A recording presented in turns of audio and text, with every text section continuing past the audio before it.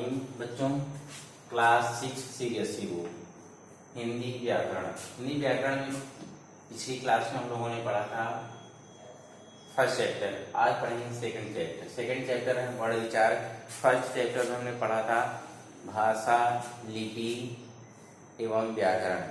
हम लोगों ने पढ़ा था कि व्याकरण के 3 भाग होते हैं, वर्ण विचार, शब्द विचार और वाक्य विचार। उन्हीं में से दूसरा चैप्टर है वर्ण विचार। आज हम लोग कौन सा चैप्टर पढ़ेंगे? वर्ण विचार। देखिए वर्ण क्या है।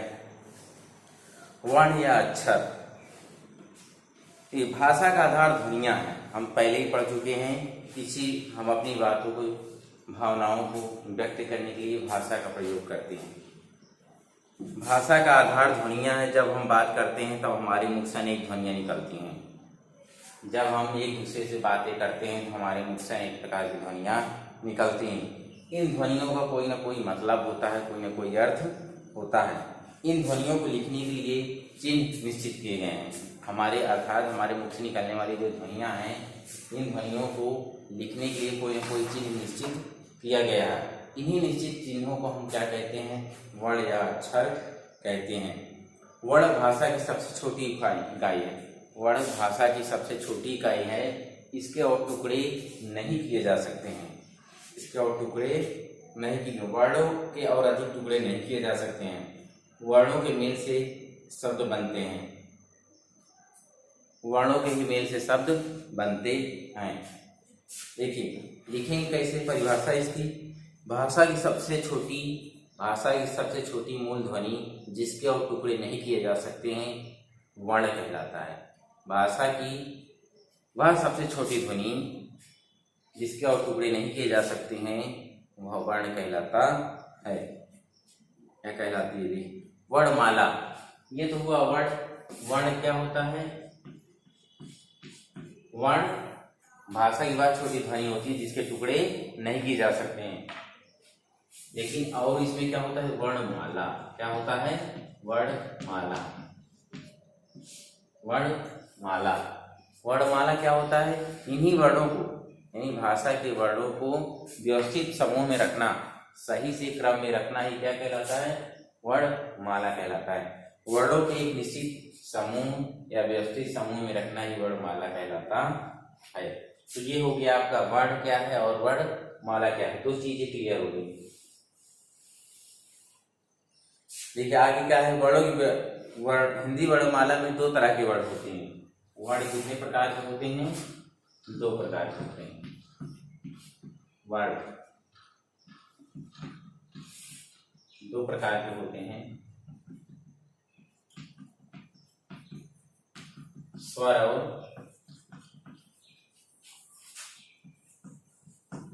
व्यंजन। वर्ण 2 प्रकार के होते हैं, स्वर और व्यंजन। पहले हम लोग पढ़ेंगे स्वर के बारे में। इसके बारे में स्वर के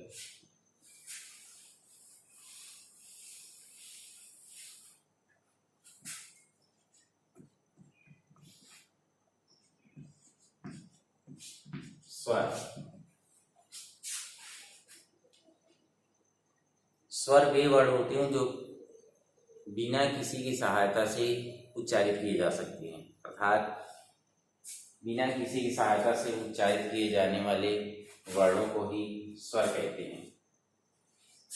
वे वर्ण जो बिना किसी दूसरे वर्णों की सहायता से बोले जाते हैं या उच्चारित किए जाते हैं उन्हें हम स्वर कहते हैं। हिंदी वर्णमाला में हिंदी में 11 स्वर होते हैं। हिंदी में स्वर की मात्रा कितनी है? 11 है। छोटा, बड़ा, छोटी, बड़ी, छोटा, बड़ा, रिस, ए, ऐ, ओ, औ। ये 11 आपके स्वर हो गए हिंदी में। इन स्वरों के प्रकार। अब आगे क्या पढ़ेंगे? स्वरों के प्रकार। स्वर क्या होता है? वे वर्ण जिनको बिना किसी की सहायता से बोले जा सकते हैं या उच्चारित किए जा सकते हैं वे स्वर वर्ण कहलाते हैं। और यह 11 होते हैं हिंदी में। छोटा, बड़ा, छोटी, बड़ी, छोटा, बड़ा, रिस, ए, ऐ, ओ, औ। अब देखिए स्वर के प्रकार। स्वर के प्रकार।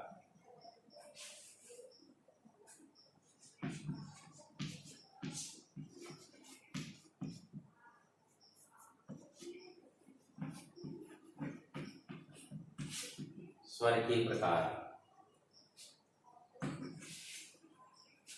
स्वर 3 प्रकार के होते हैं। कितने प्रकार के होते हैं? 3 प्रकार के होते हैं। पहला क्या है? ह्रस्व स्वर। क्या है? पहला है ह्रस्व स्वर। ह्रस्व स्वर क्या होते हैं? जिन स्वरों के उच्चारण में बहुत कम समय लगता है उन्हें हम ह्रस्व स्वर कहते हैं।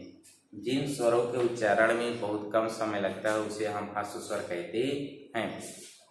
ह्रस्व स्वर के अंतर्गत आते हैं छोटा आ, छोटी ई, छोटा ऊ और रिस। ये 4 क्या है? ह्रस्व स्वर है। इनको उच्चारित करने में बहुत कम समय लगता है। जैसे आ, बहुत कम समय लगा। छोटी ई को शब्द उच्चारित करें ई, छोटा ऊ को ऊ, रिस को रिस। ये ऐसे ह्रस्व स्वर जिनको उच्चारित करने में बहुत कम समय लगता है उनको हम ह्रस्व स्वर कहते हैं। अब दूसरा पार्ट है दीर्घ स्वर। दूसरा क्या है? दीर्घ स्वर। दीर्घ स्वर क्या होते हैं? दीर्घ स्वर वे स्वर होते हैं जिनको उच्चारित करने के लिए ह्रस्व स्वर के 2 गुना समय लगता है। मान लीजिए सब, जैसे अगर इसको उच्चारित करने में 1 सेकंड लगा तो इसको उच्चारित करने में कितना लगेगा? 2 सेकंड लगेगा। यानी ठीक इसका 2 गुना समय।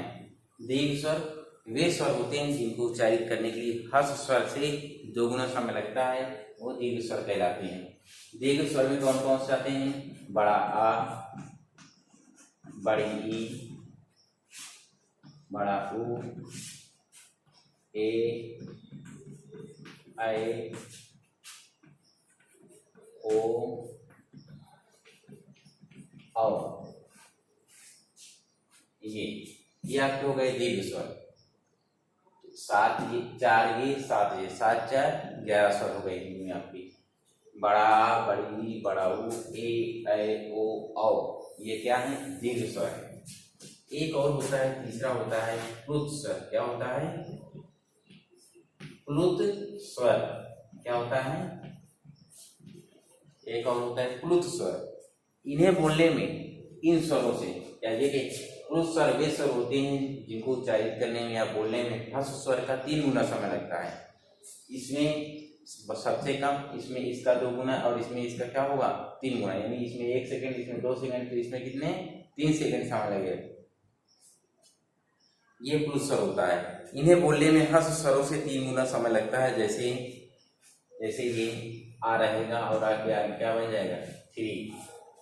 और इसको इस स्वर की पहचान करने के लिए सबसे आसान तरीका है, कोई भी शब्द रहेगा या वर्ण रहेगा उसके आगे ये 3 संख्यावाची शब्द, संख्यावाची जैसे 3 जैसे लिखा रहेगा, समझ लीजिए वहां कौन सा स्वर है? प्लुत स्वर है। इनसे निर्मित जैसे शब्द होते हैं ओम। ये इसको पढ़ने में बहुत समय लगता है। इसको अच्छे से आप जाप करेंगे, ओम ऐसे होता है, इसमें बहुत समय लगता है, इसलिए इसको क्या बोलते हैं? प्लुत स्वर का। ये तो ये हो गया आपका स्वर के प्रकार। स्वर 3 प्रकार के होते हैं, ह्रस्व स्वर, दीर्घ स्वर और प्लुत स्वर। ह्रस्व स्वर क्या होते हैं? जिनको बोलने में बहुत कम समय लगता है, वो ह्रस्व स्वर कहलाते हैं। दीर्घ स्वर क्या होता है? दीर्घ स्वर वे स्वर होते हैं जिनको बोलने में ह्रस्व स्वर का 2 गुना समय लगता है, और ये होते हैं बड़ा आ, बड़ी, बड़ाऊ, ए, ऐ, ओ, औ। और प्लुत स्वर क्या होते हैं? जिनको बोलने में ह्रस्व स्वर का 3 गुना समय लगता है, वो प्लुत स्वर होते हैं। ये जैसे आ के आगे 3 बना रहेगा, संख्यावाची शब्द संख्या रहेगी। और इसका एग्जाम्पल ले लीजिए, इसको पढ़ेंगे ओम, ऐसे बहुत देर तक पढ़ते हैं। तो ये देखिए, अब है स्वरों की मात्राएं। अब क्या पढ़ेंगे? इन्हीं स्वरों की मात्राएं, अर्थात इन स्वरों को हम लिख नहीं, सीधा शब्दों में लिख नहीं सकते हैं, लेकिन हम इनको क्या करते हैं? स्वरों को न लिखकर इनकी कुछ चिन्हों को लिखते हैं। स्वरों को न लिख के शब्दों के साथ हम क्या लिखते हैं? इनके चिन्हों को लिखते हैं, और इन्हीं चिन्हों को हम क्या कहते हैं? मात्राएं कहते हैं। इन स्वरों के जिन चिन्हों का प्रयोग हम व्यंजन के साथ करके शब्द का निर्माण करते हैं, वही चिन्ह क्या कहलाते हैं? मात्राएं। कह रहा है स्वरों के जिन चिन्हों का प्रयोग व्यंजन के साथ किया जाता है उन चिन्हों को मात्रा कहते हैं। आ स्वर के अतिरिक्त सभी स्वरों की मात्रा निश्चित है। आ स्वर के अतिरिक्त सभी चिन्हों की सभी स्वरों की मात्रा क्या है? निश्चित है। स्वरों के साथ जब व्यंजनों का मेल होता है तो स्वर अपने मूल रूप में नहीं लिखे जाते हैं। पहले ही बताया कि स्वर जब भी व्यंजन के साथ मिलते हैं वो मूल रूप में नहीं लिखा जाता है, बल्कि उनके चिन्हों का प्रयोग किया जाता है, उनके स्थान पर उनके चिन्ह। जैसे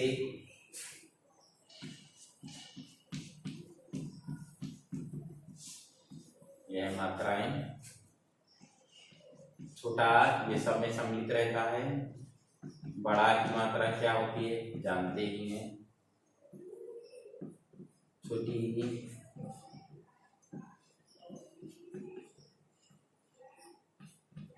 बड़ी,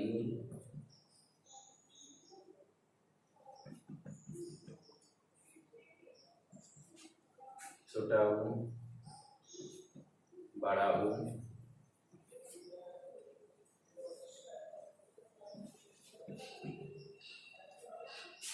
और होता है रिस, ये,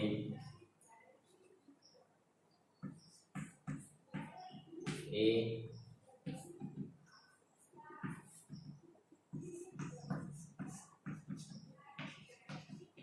आई, ओ,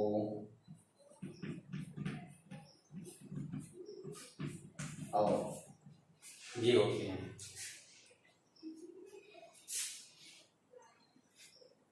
ये हो गए 11 स्वर और 11 मात्राएं। हम जब भी इनका स्वर का व्यंजनों के साथ मेल करते हैं तो हम स्वरों को नहीं लिखते, बल्कि स्वरों के जो चिन्ह होते हैं अर्थात जो मात्राएं होती हैं उन्हीं का प्रयोग करते हैं। इसको आप लोग नोट करिएगा और इसको याद रखिएगा कौन से स्वर की कौन सी मात्रा है। देखिए आगे नेक्स्ट,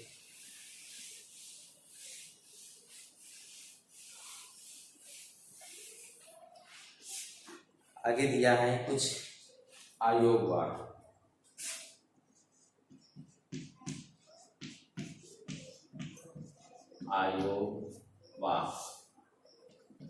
आयोगवाह कौन कौन से होते हैं? आयोगवाह वे वर्ण होते हैं जो ना तो स्वर होते हैं और ना ही व्यंजन होते हैं। आयोगवाह वे वर्ण होते हैं जो ना तो स्वर होते हैं और ना ही व्यंजन होते हैं, जो जैसे अन और आहा, ये दोनों क्या है? आयोगवाह है। ये दोनों क्या है? आयोगवाह है, जो न स्वर है और न ही व्यंजन है, इसलिए इन्हें आयोगवाह कहते हैं। और है देखिए आगे, अनुनासिक, अनुनासिक,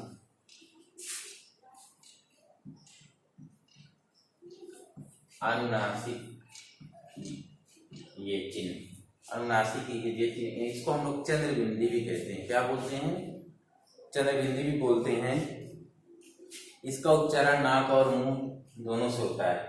अनुनासिक, इससे जैसे कोई शब्द बनाते हैं चांद, क्या बनाते हैं? चांद, और बना लीजिए तमाम में। इसका उच्चारण क्या होता है? नाक और मुंह से होता है। जैसे चांद, नाग, ये सब क्या है? अनुनासिक का, ये अनुनासिक का चिन्ह है, याद रखिएगा। अब है अनुस्वार, क्या दिया हुआ है? अनुस्वार। अनुस्वार क्या होता है? ये अनुस्वार, इसका उच्चारण हमेशा नाक से होता है। इसका उच्चारण हमेशा कहाँ से होता है? नाक से होता है। इसका चिन्ह है, ये दिया हुआ है इसका चिन्ह, जैसे लंगूर, अंगूर,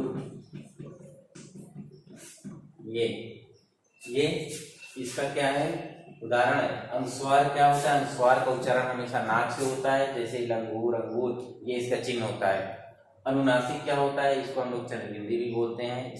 इसके एग्जाम्पल जैसे चांद, मुंह, नाक, नाल, ये सब। देखिए आगे विसर्ग क्या होता है?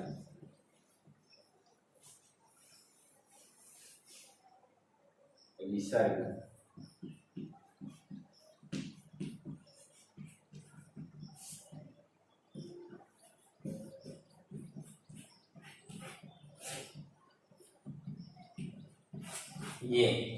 ये विसर्ग का चिन्ह है। सबके चिन्ह अपने अपने अलग अलग हैं, इन्हीं चीजों का हमें प्रयोग करना सीखना है। विसर्ग क्या है? इसका उच्चारण हा जैसे होता है। किसके जैसा होता है? हा जैसे होता है। जैसे प्रातः, हा या ना, जब भी इसको पढ़ेंगे हा आता है लास्ट में। प्रातः, अतः, प्रातः, अतः, ऐसे आदि। इसके अलावा भी और एक हलंत क्या होते हैं?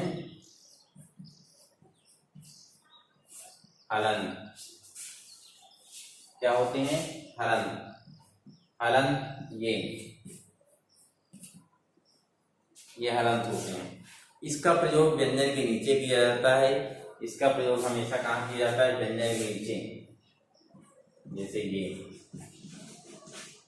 गद्दा, जब ऐसे व्यंजन के नीचे अगर हलंत लगा हुआ तो इस व्यंजन का मतलब ये हुआ कि ये व्यंजन अभी आधा है। क्या है? आधा है, पूरा नहीं है। पूरा व्यंजन जब होगा वो ऐसे लिखा जाएगा, कोई भी होगा, कोई भी होगा। जैसे ये का लिख दिया गया, ये क्या हुआ? पूरा है। अगर का को आधा लिखना है तो ऐसे भी लिख सकते हैं और ऐसे भी लिखते हैं, लेकिन ये भी है। देखिए आगे ये हो गया हलंत का प्रयोग। हलंत का ज्यादातर प्रयोग संस्कृत में किया जाता है, या जहां पर दो व्यंजन लगातार आते हैं वहां पर आधा लगाने के लिए हम हलंत का प्रयोग करते हैं। गद्दा, उद्देश्य, चिट्ठी आदि। देखिए ये तो हो गया स्वर। आप लोग इस पे याद रखिएगा, अयोवा वे वर्ड होते हैं जो ना तो स्वर होते हैं ना ही व्यंजन होते हैं, और ये दो हैं अन और आहा। अनुनासिक क्या होता है? चंद्रबिंदी होता है। इसको हम लोग चंद्रबिंदी भी कहते हैं। इसका चिन्ह होता है जैसे चांद, नांद, मुंह, ये सब आता है। अनुस्वार क्या होता है? अन की मात्रा, जो ये समझ लीजिए अन का जो चिन्ह है वो है। जैसे इसका उच्चारण नाक से होता है, इसका नाक और मुंह दोनों से होता है। इसका उच्चारण कहाँ से होता है? अनुस्वार का नाक से, और इसका नाक और मुंह दोनों से। जैसे इसमें आ जाएगा लंगूर, अंगूर, ये सब। विसर्ग क्या होता है? इसके उच्चारण में हमेशा अंत में हा जैसे कि शब्द हा जैसा अनुभव होता है। जैसे अतः, स्वतः, प्रातः। हलंत, हलंत का प्रयोग आधे व्यंजन के लिए किया जाता है। जिस व्यंजन में आधा लगाना होता है उसके नीचे हलंत लगा देते हैं। इसका ज्यादातर प्रयोग संस्कृत में किया जाता है। देखिए इसके आगे आप पढ़ेंगे व्यंजन। इसके आगे अब हम क्या पढ़ेंगे? व्यंजन।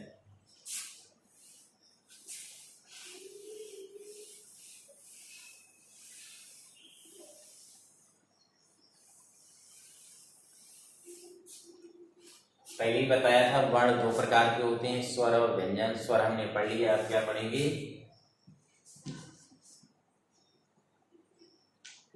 व्यंजन। देखिए व्यंजन वे वर्ड, पहले ही बताया कि स्वर को पढ़ने के लिए किसी की सहायता की जरूरत नहीं होती है, लेकिन व्यंजन को पढ़ने के लिए स्वरों की सहायता लेनी पड़ती है। वे वर्ड जिनको उच्चारित करने के लिए या बोलने के लिए स्वरों की सहायता लेनी पड़ती है उन्हें हम व्यंजन कहते हैं। वे व्यंजन जैसे का, खा, गा, ग जो भी हैं सभी, प्रत्येक व्यंजन के उच्चारण में आ ध्वनि छिपी होती है। प्रत्येक व्यंजन के उच्चारण में आ ध्वनि छिपी होती है। आ के बिना व्यंजन को उच्चारण संभव नहीं है। छोटा, बड़ा नहीं, छोटा। जैसे का, ऐसे ये का और आ, ये क्या हो जाएगा? का। ये तो जितने भी व्यंजन है सब में क्या कौन सा स्वर छुपा हुआ है? छोटा। चाहे का, खा, गा, घा, गा, चाहे जो भी लेंगे सभी व्यंजन में यह जुड़ा हुआ है। देखिए आगे, स्वर वर्ण स्वतंत्र है। स्वर जो होते हैं वो स्वतंत्र होते हैं, लेकिन व्यंजन जो होते हैं वो स्वतंत्र नहीं होते हैं। व्यंजन जो है वो हमेशा किस पर निर्भर रहते हैं? स्वरों के ऊपर। किस पर निर्भर रहता है? स्वर के ऊपर। हिंदी में व्यंजन वर्णों की संख्या 33 है। हिंदी में व्यंजन वर्णों की संख्या कितनी है? 33 है। कुल व्यंजन कितने हैं? 33 यानी 33। यहाँ लिख लीजिए।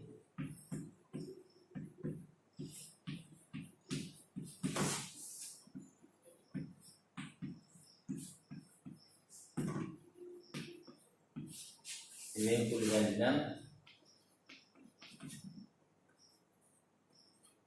33 है। हिंदी में कुल व्यंजन कितने हैं? 33 हैं। हिंदी में कुल व्यंजन 33 हैं। जबकि स्वर कितने थे हिंदी में? 11। देखिए अब पढ़ेंगे हिंदी में व्यंजन वर्णों की संख्या 33 है। ये 3 प्रकार के होते हैं। अब पढ़ेंगे व्यंजन के प्रकार। व्यंजन कितने प्रकार के होते हैं?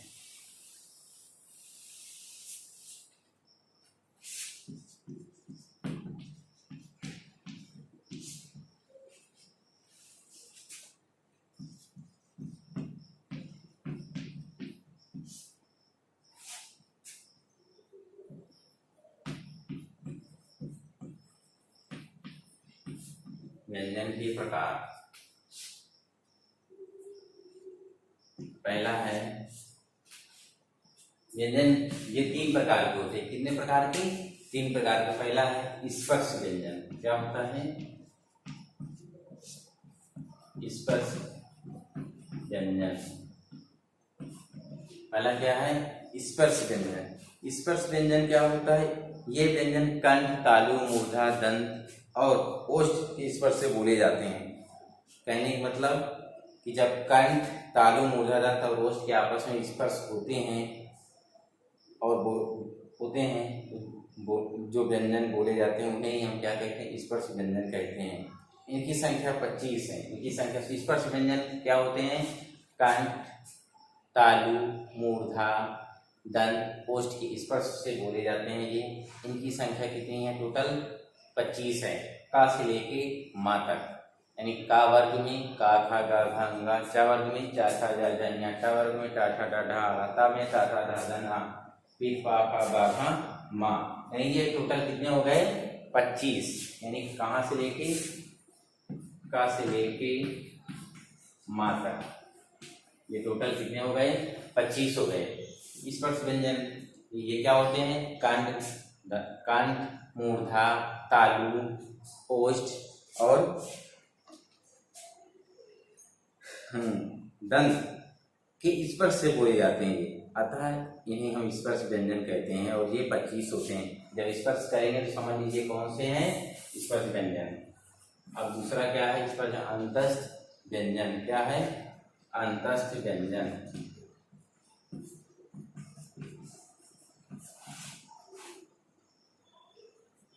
अंतस्थ व्यंजन ये अंतस्थ व्यंजन क्या होते हैं? ऐसे व्यंजन जिनका उच्चारण स्वरों और व्यंजनों के मध्य होता है उन्हें अंतस्थ व्यंजन कहते हैं। ऐसे व्यंजन जिनका उच्चारण स्वरों और व्यंजनों के मध्य उन्हें अंतस्थ व्यंजन। इनकी संख्या 4 है। कौन कौन से? या, रा, ला, वा, या, रा, ला, वा। या ये कहें कि जब इसको अंतस्थ व्यंजन वे व्यंजन होते हैं जो कंठ, तालु, मूर्धा, दांत और ओष्ठ के स्पर्श से नहीं बोले जाते हैं। उन्हें हम क्या बोलते हैं? अंतस्थ व्यंजन बोलते हैं। देखिए अब है ऊष्म व्यंजन। क्या है? ऊष्म व्यंजन।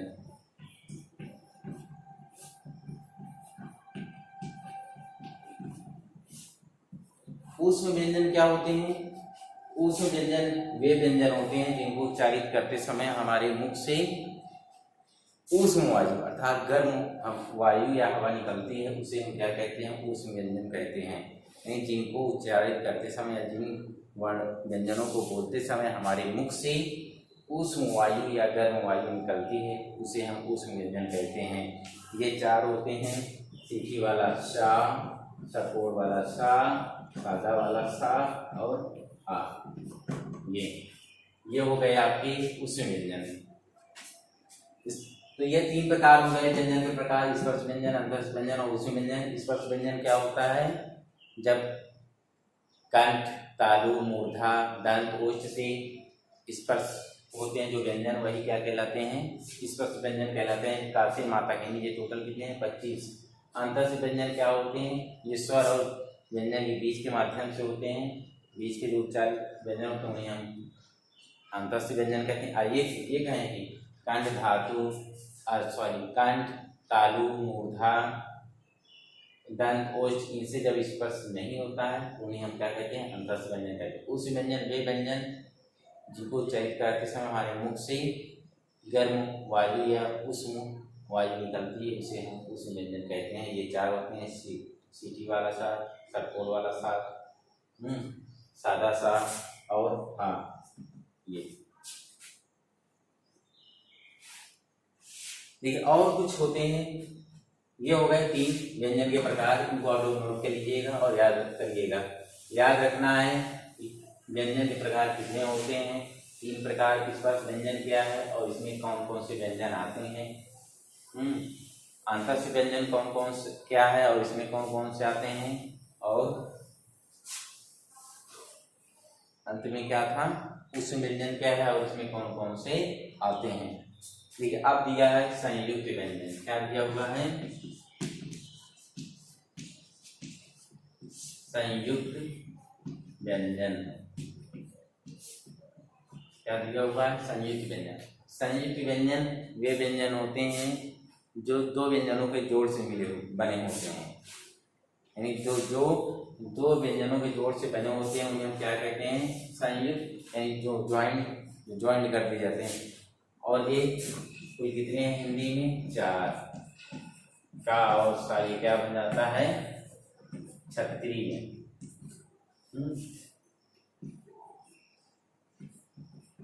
जा और ये क्या बन जाता है? जैसे ज्ञानी। ता और रा, ये क्या बन जाता है? त्रा। और क्या है? सा और रा। ये हिंदी में चार संयुक्त व्यंजन हैं। छर से क्षत्रिय, जैसे ज्ञानी, त्रा और श्रा।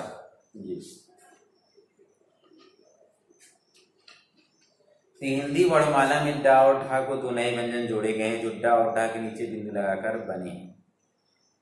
ये हो गया आपके संयुक्त व्यंजन। संयुक्त व्यंजन क्या होते हैं? जब दो व्यंजनों के जोड़ से कोई व्यंजन बनता है तो उसे हम क्या कहते हैं? संयुक्त व्यंजन कहते हैं। जब दो अलग अलग व्यंजन ध्वनियां आपस में मिलती हैं और उनके मिलने से एक नया व्यंजन तैयार होता है तो उसे हम क्या कहते हैं? संयुक्त व्यंजन। नोट कर लीजिएगा इसको और याद रखिएगा कि हिंदी में चार संयुक्त व्यंजन हैं। कितने हैं? चार। कौन कौन से हैं? सपोर, अरे वो छ से क्षत्रिय, श्रा, ज्ञा और त्रा। देखिए आगे द्वैत व्यंजन। द्वैत व्यंजन क्या होता है?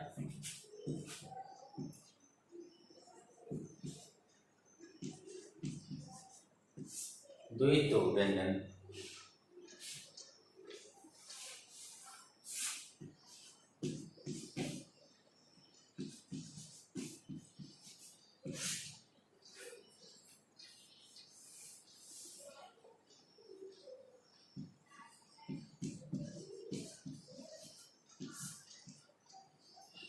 द्वैत व्यंजन ये क्या होता है? द्वैत व्यंजन जब दो समान व्यंजन ध्वनि आपस में यानी एक जैसे, जैसे का और का, ये मिलेगा। जब का और का मिलेगा तो ये ऐसे बन जाएगा जैसे पक्का, ये ऐसे। यानी जब दो असमान ध्वनियां मिले, सॉरी, जब दो समान ध्वनियां मिलेंगी, यानी जैसे का और का, जब दो समान व्यंजन ध्वनि आपस में मिलती है तब उन्हें द्वैत व्यंजन कहते हैं। ठीक, जैसे पक्का, चक्का, मक्का, ये सब बन जाएगा। ये इसका पहले ही बता चुके, हलंत लगा, इसका मतलब ये क्या है? अधूरा है, आधा का है, ये पूरा का नहीं, ये पूरा का है, तो इसीलिए ये आधा का ही है और ये पूरा का हो गया। देखिए और आगे, तो द्वितीय व्यंजन समझ गए, जब दो समान ध्वनियां मिलेगी तो वो द्वितीय व्यंजन, और जब दो असमान ध्वनियां मिलेंगी तो वो क्या होगा, संयुक्त व्यंजन होगा। देखिए अब है शब्दों का वर्ण विच्छेद इस प्रकार किया जाता है। शब्दों का वर्ण विच्छेद क्या करना, वर्णों को अलग अलग करना।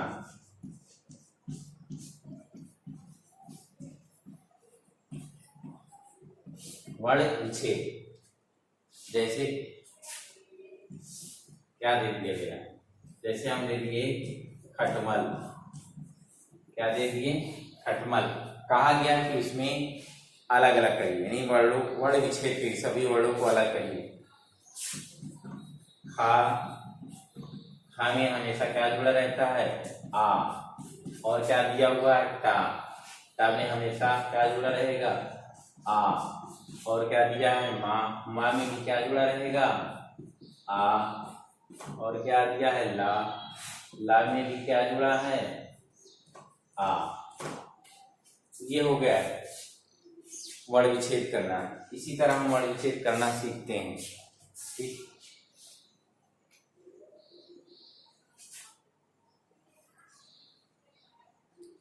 और देखिए जैसे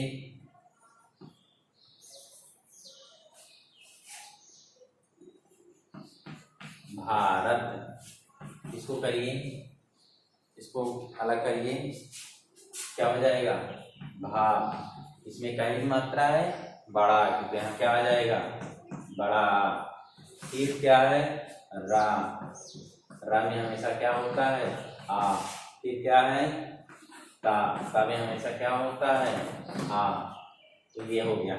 इस प्रकार हम शब्दों का वर्ण विच्छेद करते हैं, ठीक। इसको आप लोग घर में सीखिएगा, अपने अपने सब लोग 2-4 शब्दों के लेकर उसको अलग करिएगा और फिर देखिएगा कि इसका कितना सही होता है। तो ये था वर्ण विचार। कुछ रिवीजन मार्क दिया हुआ है, इसको आप लोग एक बार रिवाइज करिए। कह रहा आओ दोहराएं। भाषा की सबसे छोटी ध्वनि वर्ण होती है, वर्ण या अक्षर होती है, इसके और टुकड़े नहीं किए जा सकते हैं, और यह 2 प्रकार के होते हैं, अर्थात वर्ण या अक्षर 2 प्रकार के होते हैं, स्वर और व्यंजन। स्वरों के उच्चारण में किसी वर्ण की सहायता नहीं लेनी, स्वरों को पढ़ने या बोलने के लिए किसी और की सहायता